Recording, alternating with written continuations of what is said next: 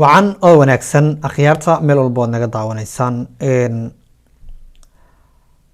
waxaa soo baxay su-aal isweydiin mudan oo ay tahay in la isweydiiyo.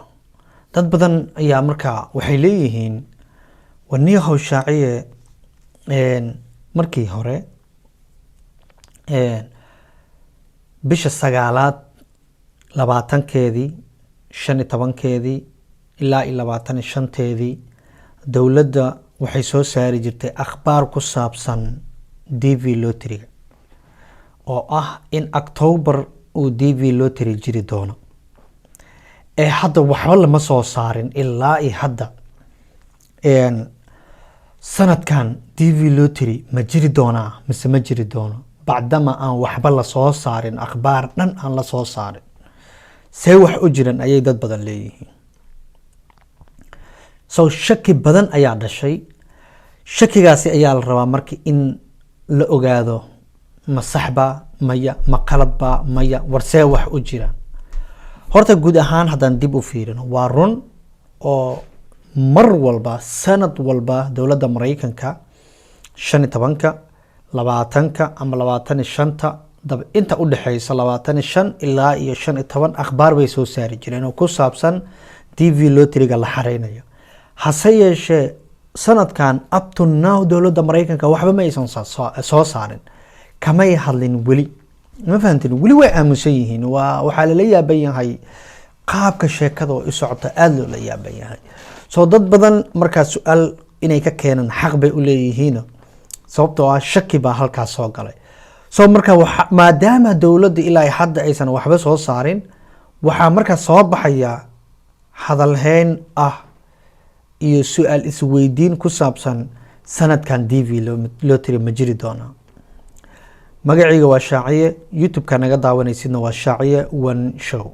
barnaamijyada immigrationka, DV lottery-ga, arrimaha qaxootiga ayaan halkan kaga hadalnaa. haddaad nagu cusub tahay subscribe inoo saar, alarmigana furo si aad uga mid noqoto dadka ugu horeeya ee daawada muuqaalada halkan aan soo dhigno.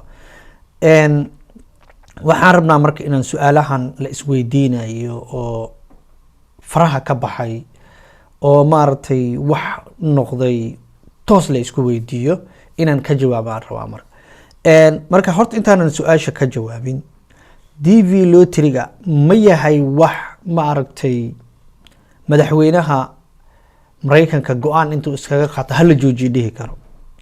DV lottery-ga ma yahay wax maaragtay wasaaradda arrimaha dibadda Mareykanka go-aan intay ka qaadato waa la joojiyay iska dhihi karto ma tahay?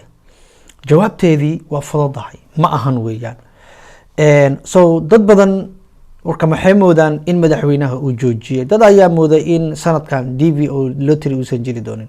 horta DV lottery-ga insha Allah wuu jiri doonaa. su-aasha jawaabteeda waxay noqonaysaa wuu jiri doonaa, wuuna jiri doonaa, si caadiyan u jiri doonaa. waay marka aan saas u dhahay? waxaan saas u dhahay waxay tahay DV lottery-ga waxaa ansixiyey golaha Congress-ka dalkan Mareykanka. haddii la joojinayana yaa joojin karo? isla golaha Congress-ka Mareykanka. qaabkee lagu ansixiyey? markii la ansixin jiray waxaa lagu ansixiyey cod baa loo qaaday, codkaasi ayaa lagu ansixiyey. haddii la dhaho waa la joojinayaana see lagu joojinayaa? isla wadadii ayaa reverse dib loogu noqonayaa oo ah in cod loo qaado. saasaa lagu joojin karaa. madaxweynaha inuu go-aan soo saaro kuma joojin karo. gudoomiyaha baarlamaanka ma joojin karo. wasaaradda arrimaha dibadda ma joojin, shaksina ma joojin karo. ilaa ima xitaa for example haddii madaxweynaha uu dhaho waan joojinayaa, waa in uu amar soo saaro, amarkaasi Congress-ka loo gudbiyo, Congress-ka ay aqbalaan ama ay diidaan ay ku xiranta. okay, wax maaragtay iska soco iska soo tuur alaabtii maaragtay Soomaaliya oo kale madaxweynaha go-aankiisa iska qaadanayo oo baarlamaanka iska dhigatira meeshan ma taalo. meeshan everything process ay ku socdaan, everything kala dambeyn ay ku socdaan, everything waxaa waaye wax madaxweynaha xaq u leeyahay iyo wax baarlamaanka xaq u leeyahay ayaa jiro. okay, su-aasha ah waay marka warbixin loo soo saari waayey haddii DV lottery uu jiro? taasi marka in la isweydiiya way mudan tahay. waa run sababta loo soo saari waayey ilaa hadda lama oga, waayo waaxda arrimaha dibadda ee dowladda Mareykanka iyo weliba safaaradaha Mareykanka, especially Department of State ayaa qaabilsan in ay warbixin soo saarto oo ku saabsan DV lottery-ga sanadkan la xareysanayo. hase yeeshee ilaa iyo hadda DV lottery sanadkan la xareysanayo wax warbixin ama lama soo saarin. So taasaa marka waxay keentay in dad badan ay su-aal iska weydiiyaan oo yiraahdaan war sanadkan DV lottery ma jiri doonaa mise ma jiraayo. su-aasha halkaasay ka timid. ileen dee tusaale haddii subax walba hooyo maaragtay canjeere ay ku siin jirtay, saa markaa usoo cadaysatid ba canjeere kusoo hordhigi jirtay, maanta oo kale haddiiba canjeereba lagu siinin ka war shub lagaa dhaho, su-aalaa keenaysaa oo isdhaysa maanta canjeere lama karin miyaa talo, hooyo may xanuunsan tahay maanta, see wax u jiraana isdhehaysa ma soo saas oo kale waay. that's why marka su-aasha ay bulshada ay maskaxdooda ugu soo dhacday. So simple way waxaa waaye DV lottery-ga horta lama joojinin. haddii hakad la geliyo oo la joojiyana lama aamusi lahayn, si official ah waa la sheegi lahaa, baarlamaankay soo mari lahayd, kadib wasaaradda aa ku dhawaaqi lahayd, wasaaradda website-kooda information-kada aad ku heli lahayd. So sababta ay warbixin usoo saari waayeen ku saabsan inuu jiri doono iyo inuusan jiri doonin lama garanayo. hase yeeshee wuu jirayaa, wuuna jiri doonaa, wuuna jiraa insha Allah. marka taa ha la ogaado horta. su-aashaasi maskaxdiina ka saara gebi ahaanteedaba. saad isku diyaarisaan unbaad maaragtay ku xiran tahay. in yaraa noogu dhiman, waa ogtihiin bisha hadda aynu ku jirno dabayaaqay maraysaa, okay, gabagabay ku jirtaa. laakiin waxaan make sure idinku sameynaya, idin hubinayaa oo ah in DV lottery sanadkan uu jiri doono, magaca uu yeelanayana uu yahay DV lottery 2023, sidii horeba aad usoo aragteen kii hore uu lahaa DV lottery 2022 ayuu lahaa. So that's why marka aan u leenahay wuu jira, marka wuu jiri doonaa, wuuna jira, ha ka baqina marka. okay, cid ka baqaysa yaysan jirin, isdiyaar gareeya, hooshiina wata, propagandada iska daaya, waayo haddii uusan jiraynin dowladda ku dhawaaqi lahayd, waana la sheegi lahaa.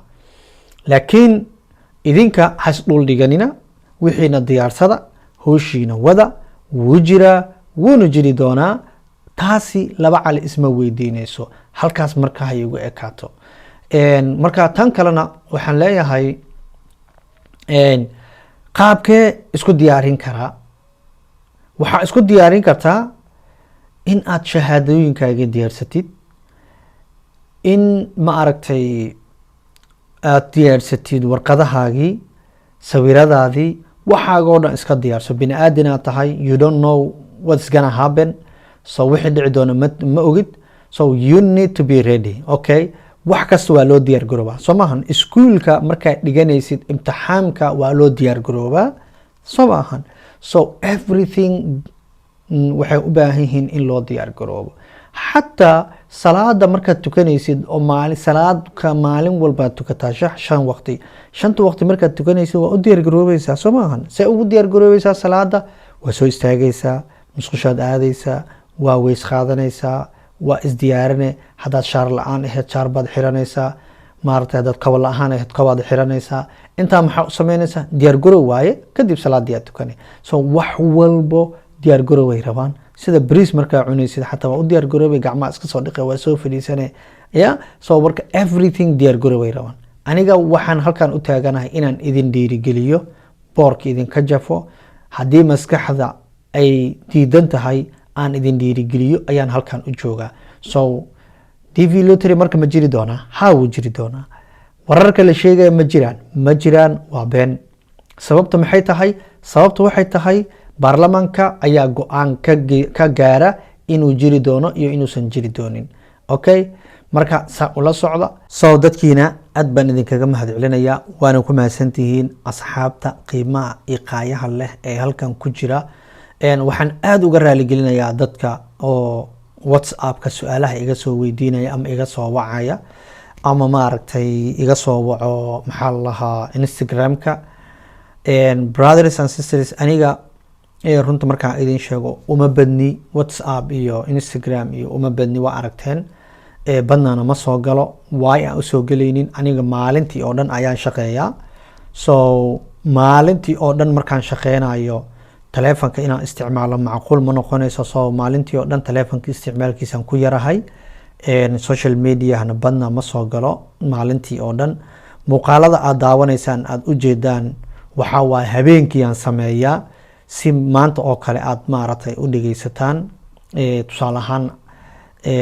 tusaale ahaan markaan idin tuso, waxaan sameeyaa caawa oo jumcaha oo kalean sameeyaa. muuqaalkana waxaan soo dhigaa sabtidii ayaan soo dhigaa. marka waxaan saaraa timer oo release ah oo muuqaalka keligiisa sii deynayo, waayo aniga maalintii oo dhan social media faraaq uma helayo. waa shaqeeyaa, saa ula socda. So mararka qaar inaan fursad helo aan su-aalo idinkaga soo jawaabo social media way dhacdaa, wayna dhacday, wayna dhici kartaa, laakiin uma badni. qof alla qofkii su-aal qabo, aniga waxaan idin dhihi lahaa oo idin wanaagsan, qaybta commentiga kusoo qora YouTube-ka. taasi ayaa ii fudud inaan su-aasha halkaa idinkaga jawaabo. sababta aniga iigu fududahay iyo waxtarkay leedahay ayaan idin sheegaya. marka waxtarka ay leedahay waxay tahay, hal su-aal adiga aad qabtid, shakhsiyaa tahay, oo lagaaga jawaabay, waxay muhiimad siinaysaa oo ka faa'iidaysan kara ugu yaraan 100 ruux, 200 ruux. soo su-aashaadi mar doonaysid in 200 ruux oo walaalahaaga ay ka faa'iidaystaan, please halkan kusoo qor si aan uga wada faa'iidaysano annagoo dhanba. wasalaamu calaykum waraxmatullaahi wabarakaatu.